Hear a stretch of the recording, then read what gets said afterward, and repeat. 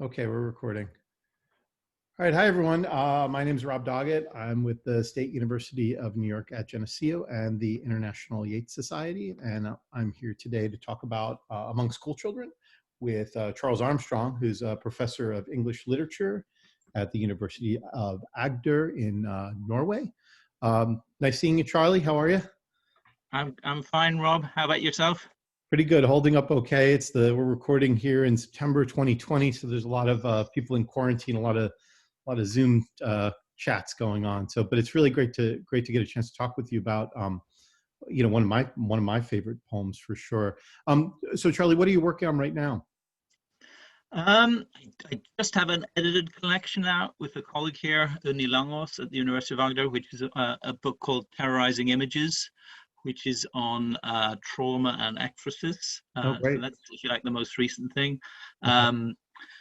I'm getting a lot of reading done now when the conference circuit is closed down. So I'm working at the moment on a book on ekphrasis and Irish poetry. Okay. If you And like, I that's and I my loved your I should say I loved your book Reframing Yeats, which the early what was it about 2013, 2014. 13, I think. Yeah. Yeah. So great. Well, I look forward to your next book. So I kind of put out a call and asked people to pick a favorite poem. So why did you pick Among School Children? Good question. Well, it was actually Yeats Day in June, and everybody had to film a video on Facebook. And at the time, I thought, yeah, I want to do Among School Children. And I don't, I had this you gut feeling with Yeats poems. It's a bit hard to put into words, but I guess one factor is I've always loved the poem, but at the moment I have young kids, so I'm actually here in my 9-year-old's room. You can probably see Yoda right back there on the wall Yeah. and everything, and so for me it's a very topical poem. And it has been for a few years among school children, and it's fascinating. It's a fantastic poem, simple and complex at the same time in a way, as Yeats at his best is. So I think it was the yeah. first one that really captured for me the just incredible grandeur of and beauty of his late poetry. I was kind of more actually I got into Yeats more of an early sort of the love poetry, and I came to the later poetry when I was a little bit older, and that was one of the poems where I really just had that immediate connection. And I love the Atava Rima, the way he uses Atava Rima, and he's just such brilliant with measure, and of course the final stanza is gorgeous. So I'm going to share my screen, and this will show the poem. Hopefully, let's see if this will work. Here it is. Share. There we go. And I thought, if you don't mind, if you could just read it for us. Sure, great. Among school children. I walk through the long schoolroom questioning. A kind old nun in a white hood replies. The children learn to cipher and to sing, to study reading books and history, to cut and sew, be neat in everything in the best modern way. The children's eyes in momentary wonder stare upon a 60-year-old smiling public man. I dream of a leading body bent above a sinking fire, a tale that she told of a harsh reproof or trivial event that changed some childish day to tragedy. Told, and it seemed that our two natures blent into a sphere from youthful sympathy. Or else, to alter Plato's parable, into the yolk and white of the one shell. And thinking of that of grief or rage, I look upon one child or t'other there, and wonder if she stood so at that age, for even daughters of the swan can share something of every paddler's heritage, and had that colour upon cheek or hair. And thereupon my heart is driven wild. She stands before me as a living child. Her present image floats into the mind. Did Quattrocento finger fashion it, hollow of cheek as though it drank the wind, and took a mess of shadows for its meat? And I, though never of Lydian kind, had pretty plumage once. Enough of that. Better to smile on all that smile and show there is a comfortable kind of old scarecrow. What youthful mother, a shape upon her lap, honey of generation had betrayed, and that must sleep, shriek, struggle to escape, as recollection or the drug decide, would think her son, did she but see that shape with 60 or more winters on its head, a compensation for the pang of his birth or the uncertainty of his setting forth. Plato thought nature but a spume that plays upon a ghostly paradigm of things. Solid Aristotle played the tawse upon the bottom of a king of kings. World-famous golden-thighed Pythagoras fingered upon a fiddlestick or strings what a star sang and careless muses heard, old clothes upon old sticks to scare a bird. Both nuns and mothers worship images, but those that candles light are not as those that animate a mother's reveries, but keep a marble or a bronze repose. And yet they too break hearts. O presences that passion, piety, or affection knows, and that all heavenly glory symbolize. O self-born mockers of man's enterprise. Labor is blossoming or dancing where the body is not bruised to pleasure's soul, nor beauty born out of its own despair, nor blear-eyed wisdom out of midnight oil.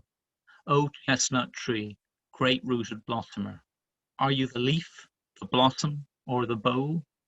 O body swayed to music, O brightening glance, how can we know the dancer from the dance?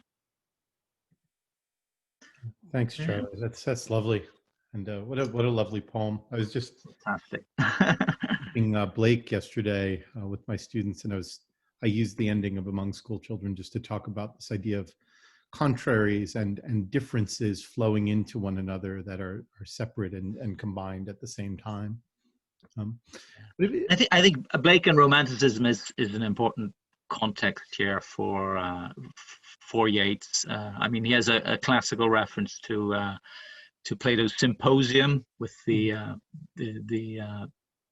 egg image of the lovers, but a lot of these ideas of organic unity, opposites coming together, is part of a heritage that Romanticism really put its stamp on. And somebody like Coleridge, you know, as well as Blake and Shelley, Yeats was coming back to them his whole career again and again.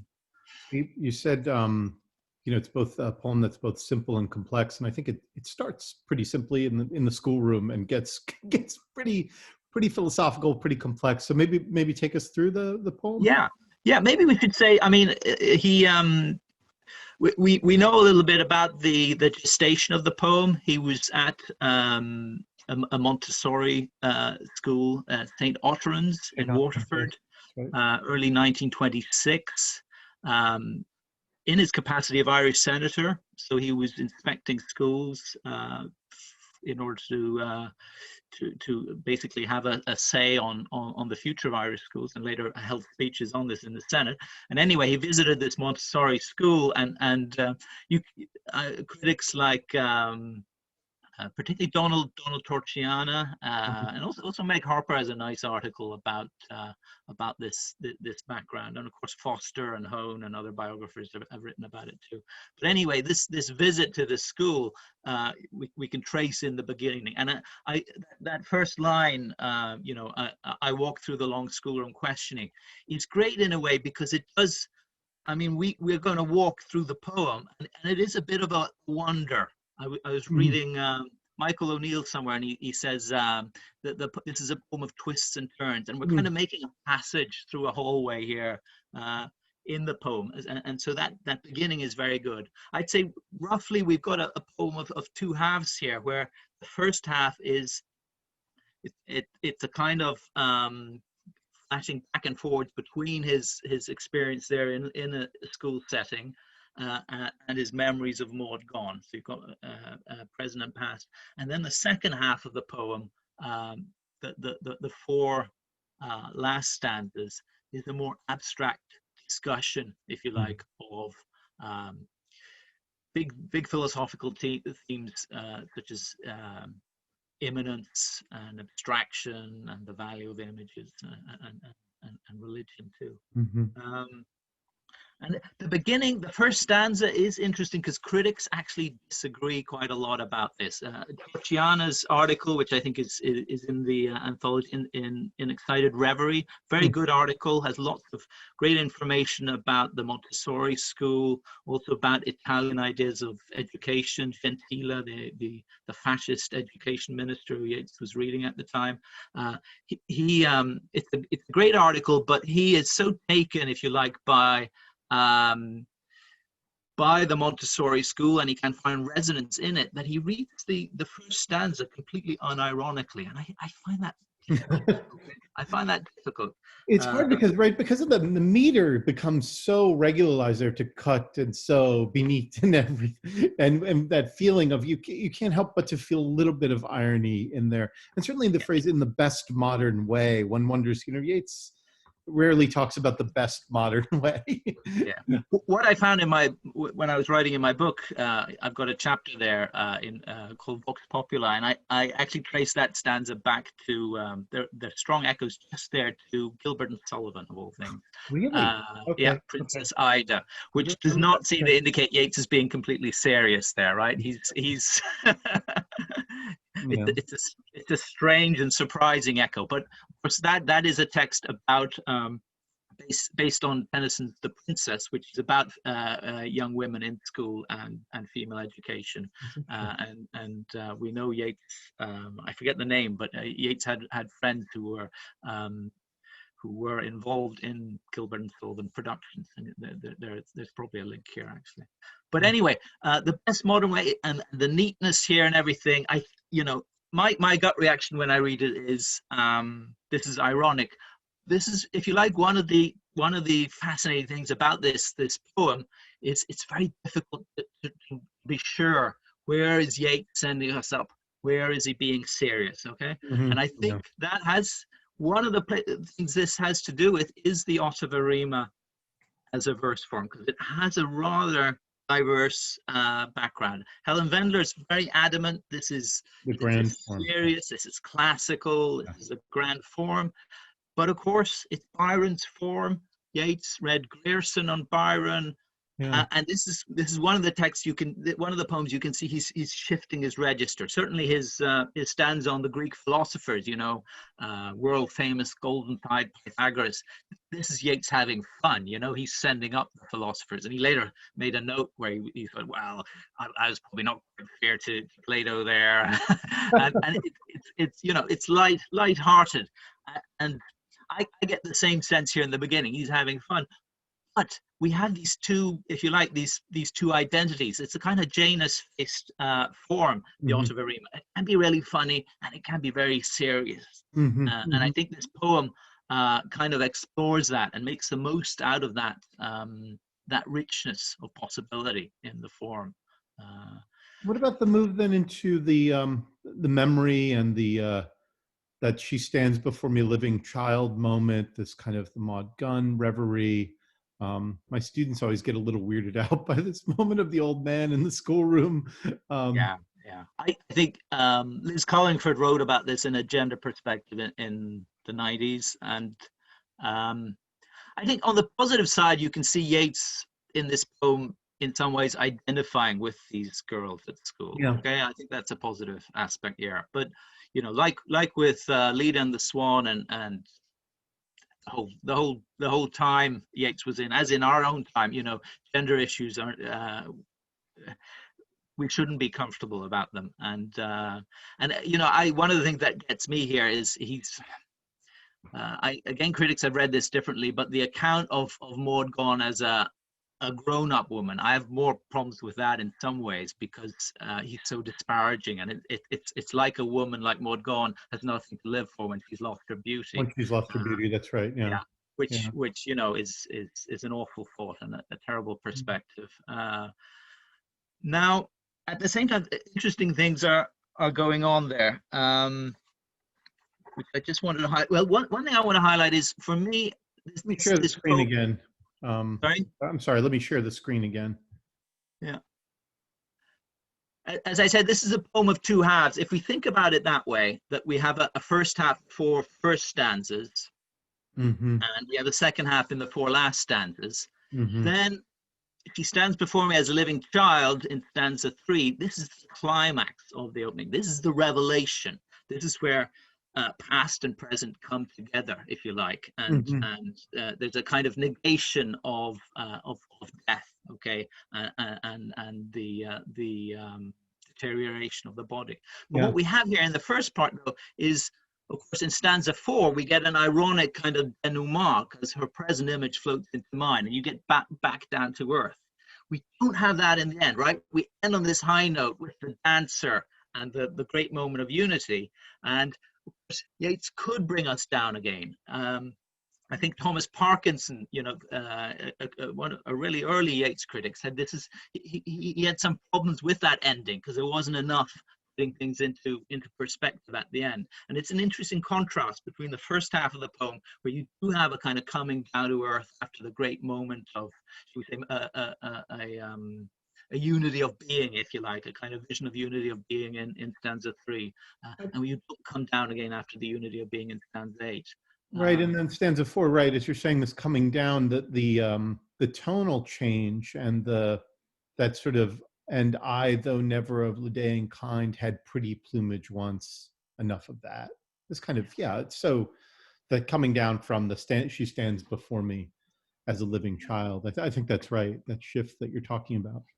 Yeah, it's wonderful though. I mean, it's humorous in some ways and wonderful. One of the things, if you like, one of the mysteries for me, I was just looking through the Cornell University Press, as you know, have great Hmm. copies of all the manuscripts that are extant of Yeats's text, and actually, just that passage is one of the more interesting variations, because in Yeats's draft, I had to write this down. In his draft version of stanza 4 there, rather than saying, "and I, though never of Lydian kind, had pretty plumage once," he said, "and I, though never of Lydian kind, had, sorry, have wrongs to brood upon. Enough Huh. of that." That's a really interesting. It's very different. Yeah.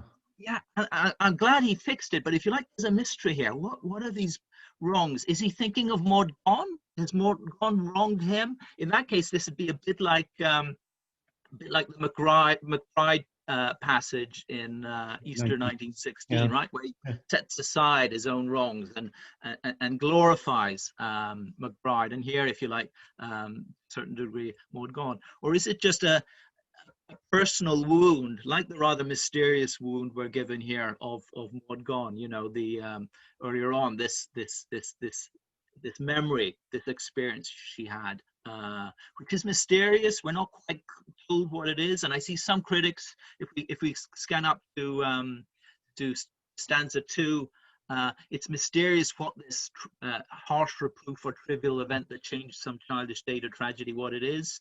Some critics have speculated this is something to do with her education. It'd make the poem fit, but it doesn't say that, so we don't really know at all. It's interesting to actually in Yeats, Yeats's spelling was not always fantastic, and he actually writes parable here, Parabell, I think, parabel to rhyme with shell. We see that all over the place too, and it's just punctuation too. By the way, just as you're talking about the drafts, I always find I've looked at the drafts of this too, and he would always have just dashes all over the place, substituting in for various punctuation marks. Kind of interesting when you talk to people about reading punctuation in Yeats. He didn't. A lot of it seemed like they were artistic touches for him at the end rather than integral to the composition. Um, so what about so then the shift into the second part then is this weird stanza 5, and that's the one that I think is often most confusing to readers. It's important though, because we know again from his manuscripts that this is his original idea for the poem. Right. We have this notebook entry very soon after he visited this school in Waterford. He wrote, school children, this is his idea for a poem: school children and the thought that life will waste them, perhaps that no possible life can fulfill their own dreams or even their teacher's hope, bring in the old thought that life prepares for what never happens. Right. Okay, so in that sense, stanza 5 is absolutely crucial, because this is the germ of the whole poem, right? the idea that the hope we have at the beginning of life mightn't ever be fulfilled. There's many echoes. That thought is several places in Yeats. I've actually recently written an article where I sort of riffed off this, and it's in At the Hawk's Well, for instance. It's also right at the end of his first autobiographical text, Reveries Over Childhood and Youth. He ends with this idea. Life seems to me a preparation for something that never happens. He writes the final words there. This is an interesting idea, and if you like, those of us who are fond of the skeptical, questioning, almost sort of proto-existentialist Yeats, this is something that disturbs the image of the 60-year-old smiling public man, and it's a good contrast, right? Here he's going into a doubt. If you like, the difficulty here is, and it's difficult for me too, I need to look it up every time I read it, the classical idea of this honey of generation. This is a Neoplatonic idea that Yeats took from a source, that there's a kind of honey that leads you to forget the bliss you had before you were born. Right? Yeah. And it's I forget the source even, but this is a time when Yeats is I believe reading up on classical philosophy, because he's working on a vision, and that's one of the reasons why Plato crops up earlier in the text. Here's Neoplatonic philosophy, and of course in stanza 6 he brings out three great Greek philosophers: Plato, Aristotle, and Pythagoras.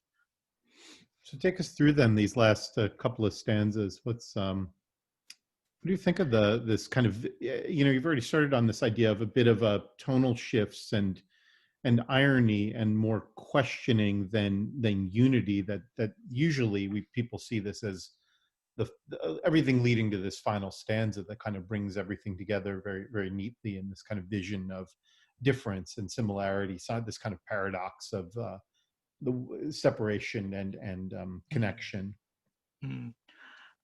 I think Yeats is rolling out some quite big guns here. So stanza 6 we have philosophy.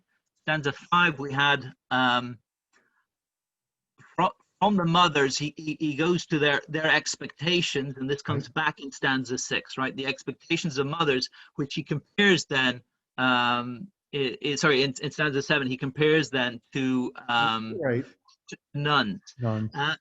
One of the interesting things in stanza 7 is then, okay, we have religion on the one side, which is massive, again, a massive institution, part of Western history, like philosophy is too in stanza 6, and it's juxtaposed with mothers, which is a bit peculiar. And again, if we're going to read this in terms of gender politics, not very politically correct. I guess it's him, if we're going to come with an excuse here, it's him riffing on this idea of the beginning of life, the origin. There's a kind of reflecting over life narratives, which Yeats does a lot. If you like, I'm a little bit tempted now to read this slightly aslant, if you like, a kind of modernizing reading of stanza 7, and to substitute for mothers a kind of what Guy Debord in the 1950s called the society of the spectacle, how we in our whole society, if you like, have images, as we have in psychoanalytic philosophy too, right? The imaginary, that all our lives we're chasing ideals and images of what are ideal, and these ideas are unfulfillable. Okay, so if you like, a kind of modernizing reading here would de-emphasize mothers a little bit, even if it works great with this idea of gestation and beginning of life, and in order to this be not too unbalanced, to have philosophy, religion, and mothers, substitute for mothers here, if you like, a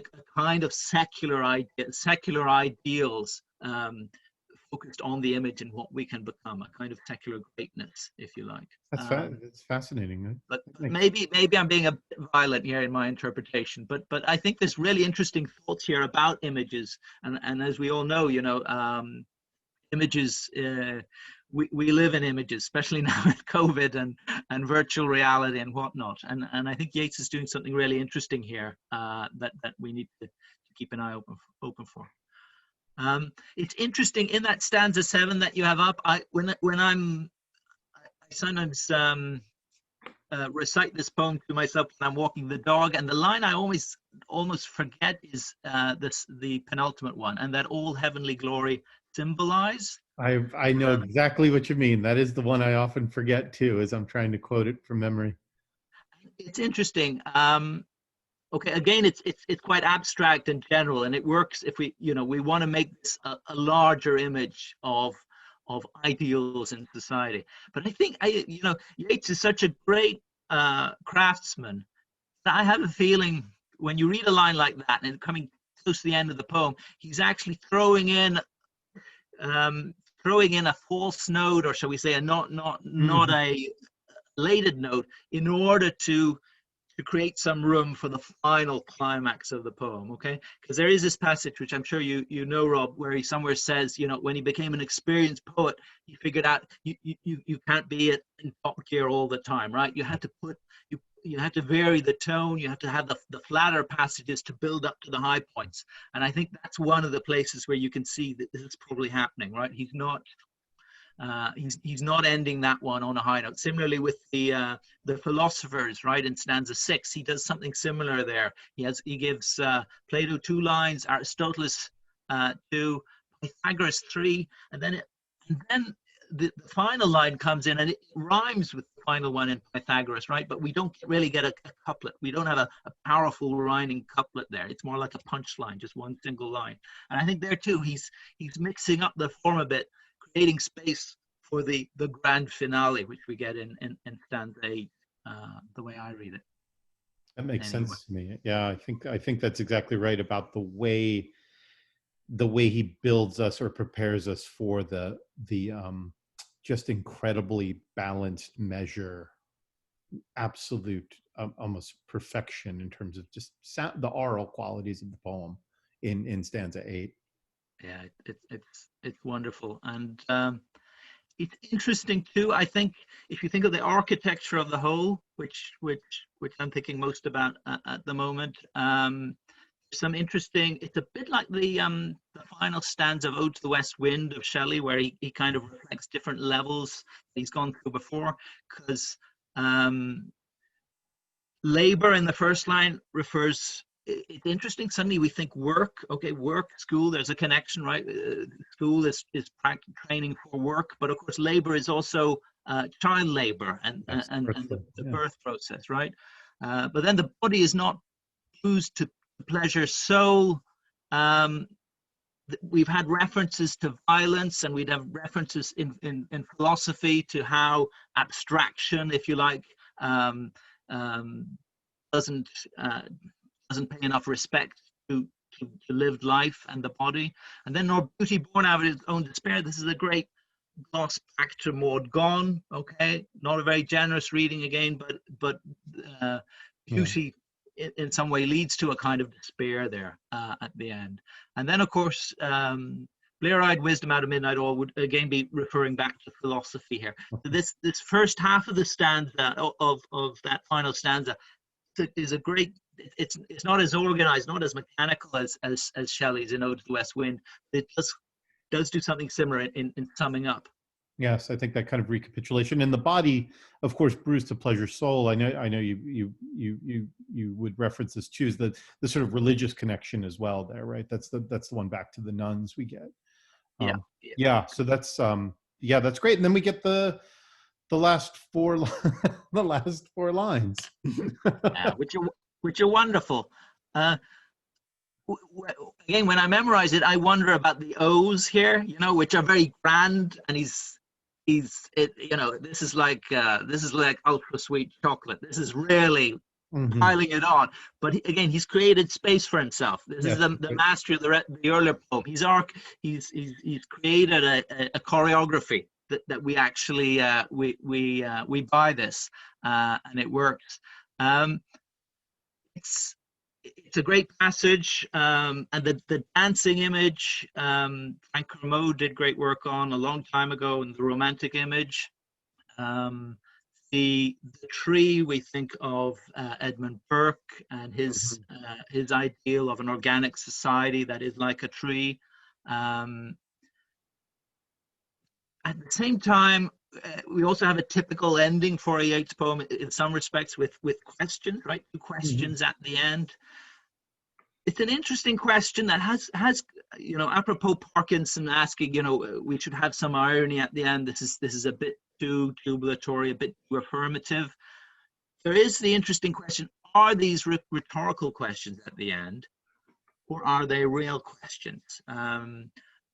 Paul de Man, not a particularly fashionable critic at the moment, he made this into his main point in an article on deconstructive criticism, saying the literal or the figurative reading here are possible. And of course, if you look the at possibility of reconciling those two, that's right. And I see Meg Harper posed a similar question at the end of her article way back in the late 90s.